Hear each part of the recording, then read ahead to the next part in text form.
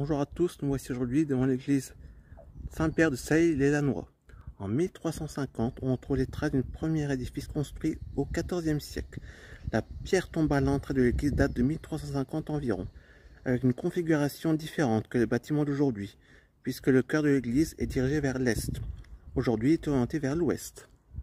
En 1609, sur une gravure attribuée à Charles III de Croÿ, on découvre le village de Sailly, avec alors une quinzaine de chaumières nichées dans la verdure derrière laquelle le peintre a placé l'église. Elle comprend nos tours occidentales sur un plan carré dont on voit le dernier niveau, avec un étage abritant les cloches, éclairé sur chaque face. La toiture de la tour est une charpente à 4 pans, aux angles des conforts. La nef comprend 3 travées avec un chevet à 3 pans. Sur le flanc nord de la nef, on retrouve 2 chapelles plus basses et perpendiculaires, à l'axe. 1787, adjudication pour la construction de l'église et remplacement d'un édifice qui daterait du XVe siècle, dont des fonds baptismaux datent de 1535, siégeant à l'entrée de l'église. Saccagée par les gueux en 1566, notre petite église est en piteux état. Un architecte est requis par le lieutenant Echevin pour constater son état de délabrement. L'architecte remet son rapport le 23 janvier 1788. Le 4 avril, les gens du village présentant au chapitre de tournée les plans dressés par le sieur Mathieu. Le devis de la réparation de l'ancienne église est jugé trop onéreux. Le 20 avril, le devis de la nouvelle église, celle que nous connaissons aujourd'hui, est accepté.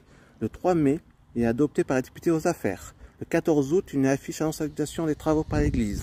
Le 3 septembre, Adrien François de Lobel, censé de Meurchin, assiste au procès verbal d'adjudication de ses travaux.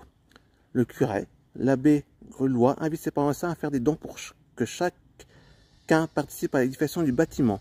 Tous les habitants, chacun selon leurs moyens, participent. Les uns transportent les matériaux, d'autres aident au chargement et au déchargement. Il dit que tous les transports sont effectués par les habitants volontaires. Les démarches sont faites également auprès des propriétaires qui se montrent très généreux. C'est ainsi qu'encore actuellement, nous pouvons voir sur la tribune l'exécution des Vignocourt et des bidets de la grande ville. Le gros œuvre est terminé quand il éclate la Révolution française en 1800. Les biens du clergé sont déclarés biens nationaux. Et notre église est vendue le 26 avril au prix de 102 500 francs au citoyen Bulto de Lille. Une cloche de l'église est sauvée et enfouie au hameau de Mesnil, ferme Bonte, pour échapper au commissariat de la Convention.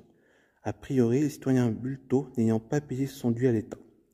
L'église est rachetée par l'aide de 2 saïens de la ville, le maire Ségard et Pierre Dolobel, fermier à Meurchin. Une plaque funéraire à son nom était apposée sur le mur extérieur de l'église, à gauche de l'entrée principale. En 1844, l'abbé Delvalet arrive à Sailly. Ce curé encourage ses paroissiens à embellir l'église. Il achète bannières de possession et statues, dont 2 en bois doré de la Vierge et de l'ange gardien. Fait confectionner les boiseries du chœur, refait le parement du chœur. C'est aussi grâce à lui que l'église possède ce si beau chemin de croix. Le Cher de la Vérité, les vitraux racontent la vie de Saint-Pierre. En 1917, les cloches sont volées par les Allemands. En 1920, bénédiction des 3 cloches offertes par le comptoir des entrepreneurs. Elles repèsent respectivement 1700 et 350 kg. Installation des stalles aux fauteuils et tabourets en 1921. Emplacement des vitraux détruits suite à l'explosion d'un aéroplane.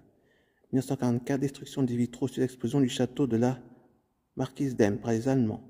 En 1951, l'État décide de la transfert du cimetière vers l'extérieur du village. Cette décision change totalement la physionomie de la place. L'église n'est plus ceinturée par les monuments funéraires.